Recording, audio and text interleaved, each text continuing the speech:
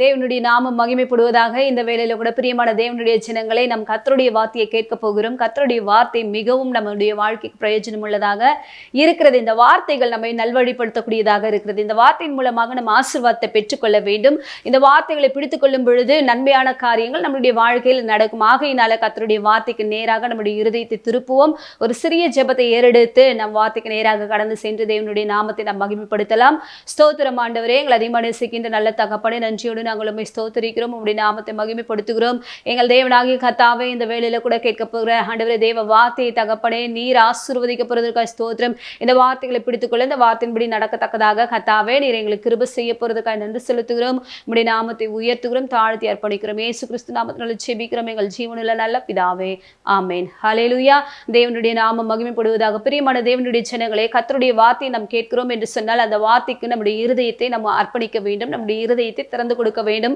இருதயத்தை திறந்து கொடுக்கும் பொழுது கர்த்தர் என்ன பண்ணுவார்னா உங்களுடைய இருதயத்தினுடைய வேண்டுதல்களை அருளி செய்வார். அந்த இருதயத்துல தேவனை உயர்த்தக்கூடிய துதியும் ஸ்தோத்திரமும் இருந்தது என்று சொன்னால் தேவன் உங்களோடு இருந்து பெரிய காரியத்தை அவர் செய்யக்கூடியவராக இருக்கிறார். எந்த வேளையில கூட பிரியமானவர்களே, நம்முடைய வாழ்க்கையில நம் நீதியாக நடக்கிறோமா, தேவனுக்கு பிரியமாக நடக்கிறோமா என்பதை அறிந்து கொண்டு நாம் செயல்படக்கூடியவர்களாக இருக்க வேண்டும். தேவனுடைய பார்வையில நான் செய்யக்கூடிய காரியங்கள் நீதியுள்ளதாக இருக்கிறதா என்பதை அறிந்து நாம் செயல்பட்டோம் என்று சொன்னால் அந்த நீதி நியாயங்களுக்கு ஏற்ற ஒரு பலனை நாம் பெற்றுக்கொள்ளக்கூடியவர்களாக இருப்போம். இந்த நாள்ல கூட ஆண்டவரே அப்பா, நான் நீதியான காரியங்களை செய்யும்படியான ஒரு கிருபை எனக்கு தாரும் ஆண்டவரே. நீதி என்பது என்ன, நீதி என்பது எதை உணர்த்துகிறது என்பதை நாம் அறிந்து கொண்டு நாம் அந்த வார்த்தையை நாம் என்ன பண்ணணும், தியானிக்க போகிறோம். கர்த்தர் நம்மோடு இருந்து பெரிய காரியத்தை செய்யக்கூடியவராக இருக்கிறார். நாம் வாசிக்கலாம்.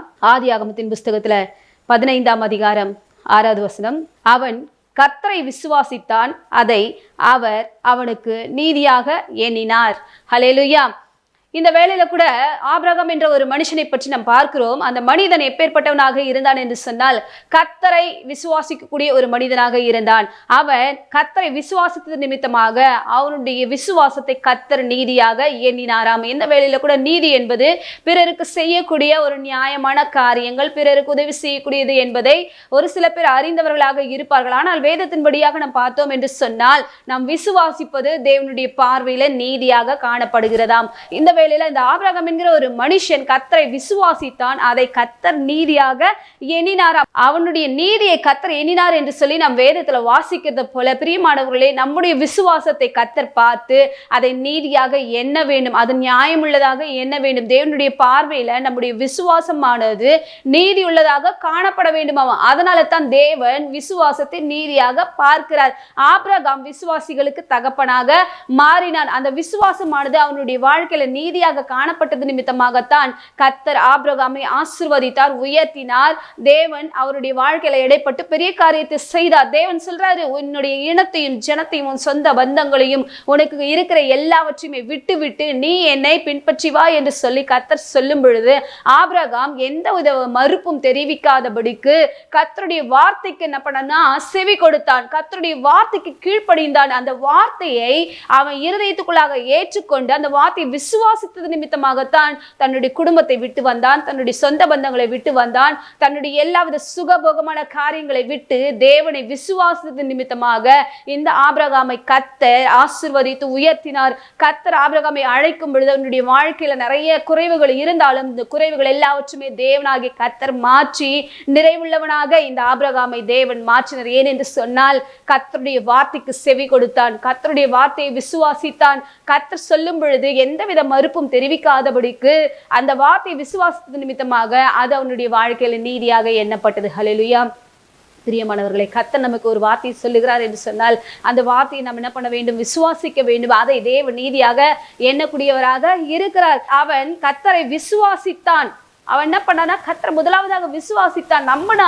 நான் வணங்கி கொண்டிருந்த அந்த அந்நிய தெய்வங்கள் தெய்வம் அல்ல, என்னை அழைத்த இந்த தேவன் மாத்திரமே ஜீவனுள்ளவர் என்பதை அறிந்தவனாக கர்த்தரை விசுவாசித்தது நிமித்தமாகத்தான் இந்த ஆபிரகாமுடைய வாழ்க்கையில என்ன குறைவுகள் இருந்தாலும் அந்த குறைவுகள் எல்லாவற்றுமே தேவன் மாற்றி அவனை என்ன பண்ணாருன்னா உயர்த்தி வைத்தார். அவனுடைய வாழ்க்கையில ஒரு சில குறைவுகள் இருந்தது, நிந்தைகளும் இருந்தது, அவமானங்களும் இருந்தது, வாழ்க்கையை நடத்தும் பொழுதே பலதரப்பட்ட பிரச்சனைகளோடு இருந்தான்.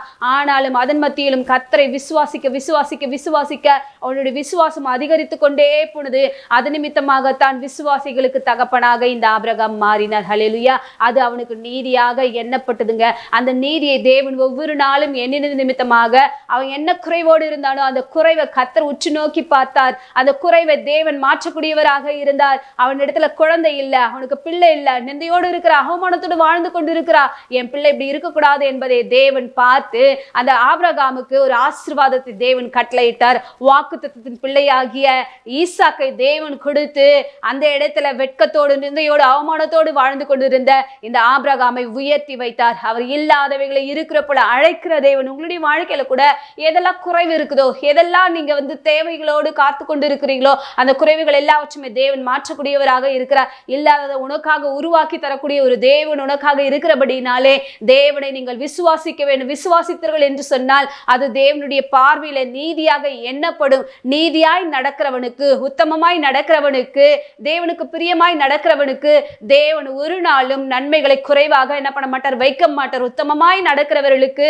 தேவன் நன்மையை வழங்காதிரார். அவர்களுக்கு நன்மையை கொடுப்பார், அவர்களை ஆசீர்வதிப்பார், அவர்களுடைய குறைவுகளை மாற்றுவார், அவர்களுடைய தேவைகளை சந்திப்பார், நிந்தையை போக்குவார், அவமானத்தை மாற்றுவார். எந்தெந்த இடத்துல தலைகுடிவோடு வெட்கத்தோடு வியாதியோடு போராடி கொண்டிருக்கிறீர்களோ அந்த இடத்துல தேவன் உங்களோடு கூட இருந்த அற்புதங்களை செய்ய அவர் வல்லமையுள்ளவராக இருக்கிறார். ஹல்லேலூயா.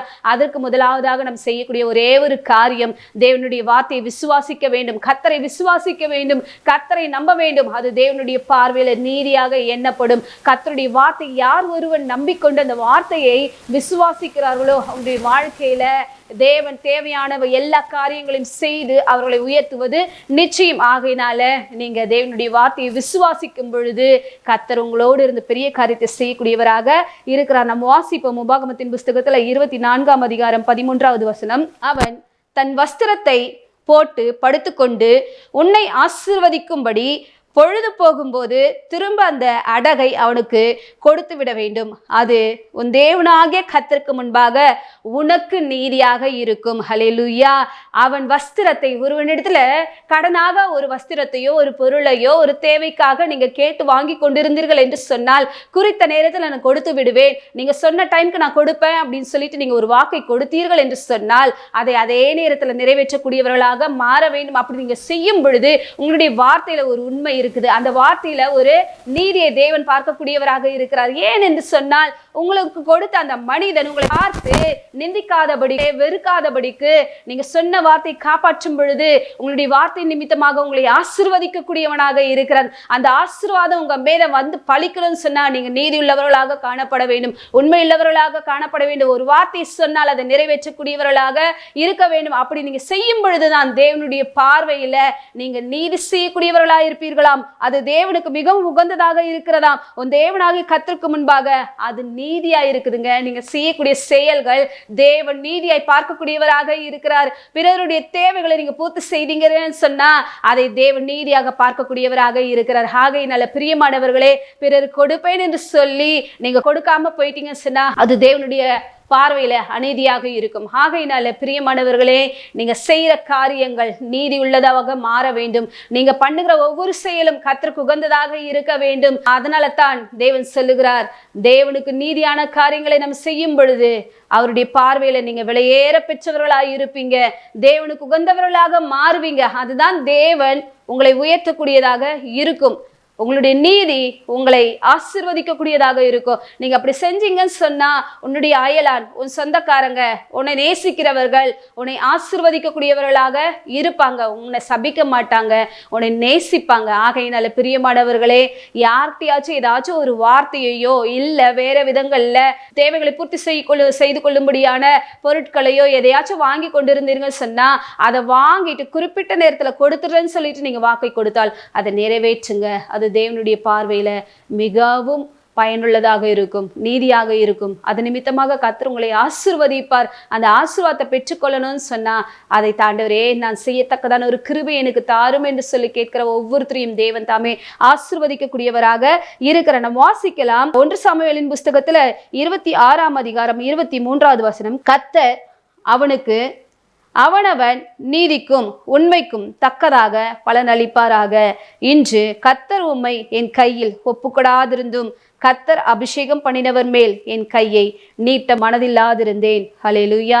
இந்த வேளையில கூட பிரியமானவர்களே, இந்த தாவீது என்கிற ஒரு மனுஷன் தனக்கு எதிராக இருந்த சவுலை சந்திக்க நேரிட்டது. அந்த சவுலை எப்படியாச்சும் கொன்று விட வேண்டும் என்று சொல்லி கூட இருந்த எல்லா சேவர்களும் சொல்றாங்க.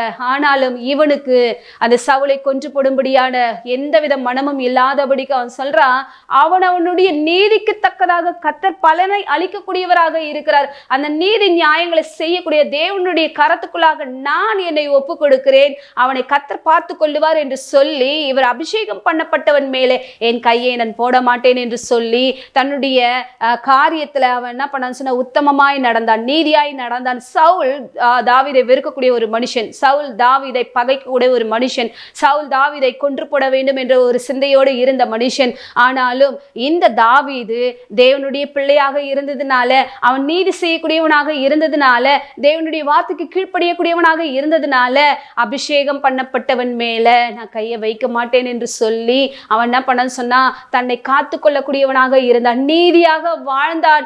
தனக்கு எதிராக இருந்த அந்த சவுலை அவன் கையில கொன்று போடும்படியாக எதிர்பட்டு இருந்தாலும் இவன் தன் கையில ஒரு நீதியை எடுத்துக்கொள்ளாதபடிக்கு என் தேவன் அவனவனுடைய கிரியைக்கு தக்கதாக ஒரு பலனை கொடுப்பார் என்று சொல்லி அது சவுலுக்கு இவன் என்ன பண்ணனா உதவியாக இருந்தான், சவுலை தப்பு வைக்கக்கூடியவனாக இருந்தான். பிரியமானவர்களை, உங்களுடைய வாழ்க்கையில எப்பேற்பட்ட சத்துருக்கள் இருந்தாலும் அவர்களை மன்னிக்கக்கூடியவர்களாக நீங்க இருக்க வேண்டும். உங்களை தூஷிக்கிறவர்கள், உங்களை நிந்திக்கக்கூடியவர்கள், உங்களை அவமானப்படுத்தக்கூடியவர்கள் உங்களுடைய வாழ்க்கையில நீங்க முன்னுக்கே வரக்கூடாதுன்னு சொல்லிட்டு எத்தனையோ பேர் எத்தனையோ சதி திட்டங்களை தீட்டினாலும் அவர்களுக்காக நீங்க ஜெபிக்கக்கூடியவர்களாக இருக்க வேண்டும், அவர்களுக்காக மன்றாடக்கூடியவர்களாக இருக்க வேண்டும். ஆனால் அவர்களை ஒரு பொழுது என்ன பண்ணிடக்கூடாது, பழிக்கு பழி வாங்கிடுவேன் என்று சொல்லி பழி தீர்க்கக்கூடியவர்களாக இருக்கக்கூடாது. உங்களை சபிக்கிறவர்களை ஆசீர்வதியுங்கள் என்று சொல்லிதான் தேவனுடைய வார்த்தை நமக்கு சொல்லுகிறது. உங்களை பகைக்கிறாங்களா, அவங்களுக்கு நன்மை செய்யுங்க. யார் ஒருவன் உன்னை நேசிக்காதபடிக்கு இருக்கிறானோ அவனுக்காக ஜெபம் பண்ணு என்று சொல்லிதான் வேத வசனம் சொல்லுகிறது. இந்த மனுஷன் தேவனுடைய வார்த்தைக்கு கீழ்ப்படியக்கூடியவனாக இருக்கிறான், கர்த்தருடைய இருதயத்துக்கு ஏற்ற ஒரு மனுஷனாக இருக்கிறான். அது நிமித்தமாகத்தான் அவன் கையை நீட்ட மனதில்லாதிருந்தான். இது போல தாவீதுடைய வாழ்க்கையில இருந்த சத்துருக்கள் எத்தனையோ பேர், ஆனாலும் அந்த சத்துருக்களுக்கு எதிரிட்டு இவன் போகவே இல்லை. அந்த இடத்துல தேவனுடைய கரத்துக்குள்ளாக அவன் என்ன பண்ண தன்னை ஒப்பு கொடுத்தான். நீங்க நீதி நியாயங்களை செய்யுங்க, பதிலளிப்பதும் பழி வாங்குவதும் தேவனுக்குரியது, தேவன் எனக்காக வழக்காடுவார், எனக்காக நன்மை செய்வார் என்று சொல்லி கர்த்தரை உயர்த்தக்கூடிய ஒரு மனுஷனாக இருந்தான். பிரியமானவர்களே, இந்த வேளையில கூட உங்களுடைய நீதி நியாயங்களை தேவன் பார்க்க வேண்டும் என்று சொன்னால் முதலாவதாக தேவனை விசுவாசிக்க வேண்டும், அவருடைய வார்த்தைக்கு கீழ்ப்படிய வேண்டும், பிறருக்கு நன்மை செய்ய வேண்டும். உங்களுக்கு எதிராக யார் வந்தாலும் நீங்க நீதியை செய்யக்கூடியவர்களாக உங்களுடைய கரத்துக்குள்ளாக அதிகாரத்தை எடுத்துக்கொள்ளாதபடிக்கு தேவனிடத்தில் ஒப்பு கொடுக்கும் பொழுதுதான் ஒரு ஆசீர்வாதத்தை பெற்றுக்கொள்ள முடியும். உங்களுக்கு எப்பேற்பட்டவங்க முன்பாதாக வந்து உங்களை பிரச்சனையோடு பார்த்தால் அந்த பிரச்சனையை தேவன் போக்க அவர் வல்லமையுள்ளவராக இருக்கிறார். உங்களுக்கு நீதி செய்யக்கூடிய ஒரு தேவன் உங்களோடு இருக்கிறார். ஆகையினால உங்களுடைய நீதியை தேவன் பார்க்க வேண்டுமா, உங்களுடைய நியாயத்தை தேவன் பார்க்க வேண்டுமா, அவருடைய பார்வையில விலையேற பெற்றவர்களாக காணப்பட வேண்டும் என்று சொன்னால் நீங்க இப்படியாக கர்த்தரை விசுவாசிங்க, வார்த்தைக்கு கீழ்ப்படியுங்க, தேவனுடைய சத்தத்திற்கு நீங்க செவி கொடுக்கும் பொழுது கர்த்தர் உங்களை ஆசீர்வதிப்பார். உங்களுக்கு எதிரிட்டு வருகிற எல்லா பிரச்சனைகளுக்கும் தேவன் உங்களோடு துணையாய் இருந்து உங்களை ஆசீர்வதித்து உயர்த்துவது நிச்சயம். கர்த்தர் தாமே இந்த வார்த்தைகளை ஆசீர்வதிப்பாராக. நாம் ஜெபிக்கலாம். ஸ்தோத்திரம் ஆண்டவரே, எங்களை அதிகமாக நேசிக்கின்ற நல்ல பிதாவே, நன்றியோடு ஸ்தோத்திரிக்கிறோம். இந்த வேளையில கூட கேட்ட வார்த்தையின்படியாக பிள்ளைகள் ஒவ்வொருத்தரையும் கர்த்தர் நீர் மாற்ற போறதற்காக ஸ்தோத்திரம் ஆண்டவரே. அப்பா, நீதியான காரியங்களை செய்ய ஆண்டவரே, விசுவாசிக்க, தேவனை பற்றிக்கொள்ள கர்த்தர் நீர் கிருபை செய்ய போறதற்காக ஸ்தோத்திரம். வார்த்தைகளுக்கு கீழ்ப்படித்தக்கதாக தேவன் நீர் உதவி செய்ய போறதற்காக நன்றி செலுத்துகிறோம். உம்முடைய நாமத்தை உயர்த்துகிறோம். இயேசுவின் மூலமாக ஜெபிக்கிறோம் நல்ல தகப்பனே, ஆமென்.